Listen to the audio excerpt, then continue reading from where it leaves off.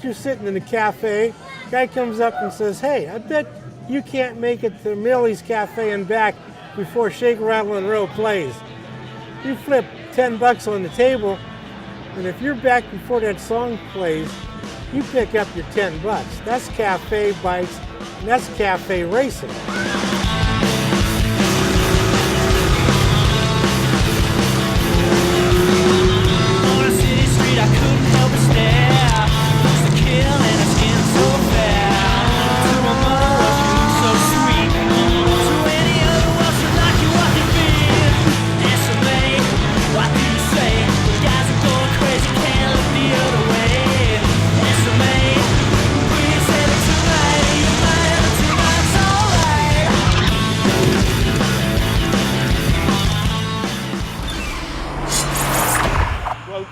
In the 60s, like the Ace Cafe that you mentioned was one of the places around London where you would race from one cafe to another. The bikes then became cafe races.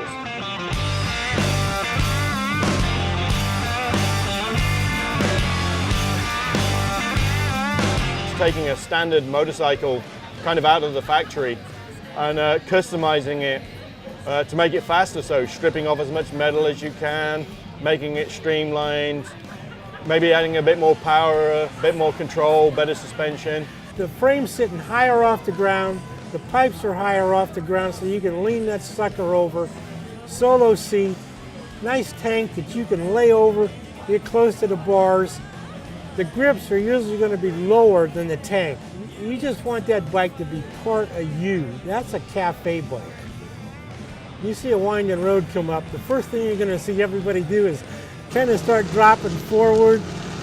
And the next thing you know, them bikes are going to be at a 45-degree angle, just cutting canyons. Just get on the back of my bike and forget your car. Ton up's a bike that does 100 miles an hour. And if your cafe bike won't do a ton up, you might as well stay home. See, custom cars and hot rods and they're cool, but riding a bike, well, if you ride a bike, you know what it is. It's riding a bike. You have to do it to know what it is. It's a thing of beauty.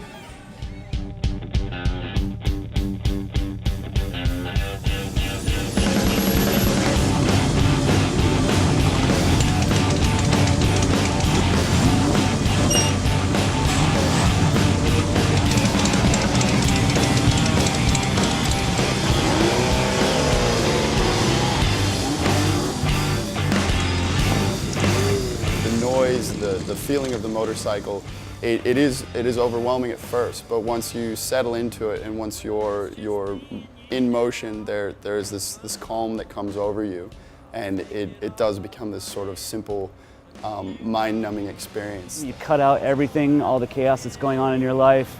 Obviously no cell phones, no televisions, just you and the bike. I think too many people think about why they're riding rather than just getting into it, and I think if you're thinking too much, you'll end up crashing.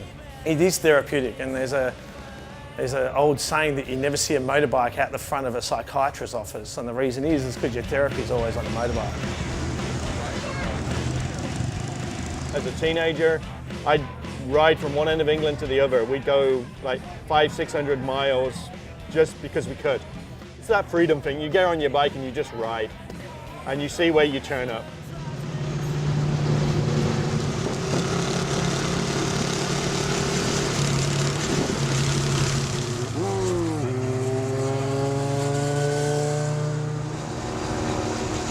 In my eyes, a cafe race is a bike that's got racing performance that you can still ride on the street. You know, where they were all inspired and started from was in England when they were racing around the cafes and everyone was having a fun time, drinking, taking drugs, all having a party, getting on their motorbikes and trying not to crash them.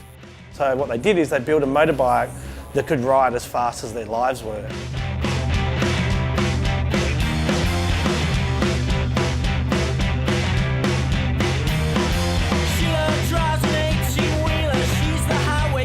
I think everybody's bike suits their personality. You know, some stock, some super custom. Bikes tell a lot about people. I love the streamlining of a cafe racer. To me, they're so sporty and so unobstructed, and they're so simple and clean. I like bikes that have their own personality and class. I actually like them a touch dirty as well. I mean, I love beautiful bikes, I love them vintage, but cafes I think should be just a little touch dirty in recognition of the ton up and the old Ace Cafe style. Chicks dig it.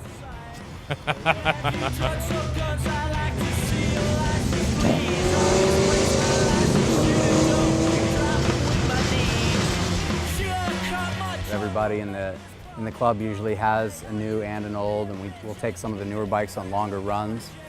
But you know, we get there and we just get off and we're like, God, I wish I had the vintage. You know, it's more exciting. I don't know. It's something old.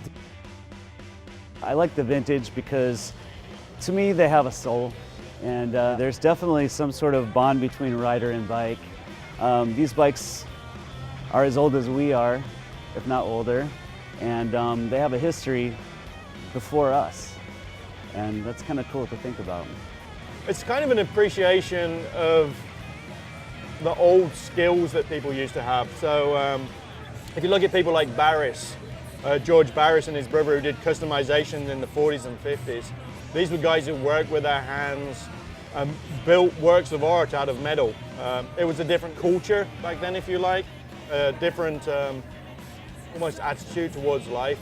And we think that the whole culture and civilization is actually trending back to that. I know that's a really big thing to say, but you know, we're going further away from this overproduced, over-complex systems back to more basic things. Strip it back as much as possible to just the simplest form of the motorcycle. We want it to get back to the roots of it. It's about a machine we can see actually work and develop and play with, and being absolutely pure in that simplicity. It's amazing that today in a complicated world you can still have simple, good fun on a motorcycle. She drives me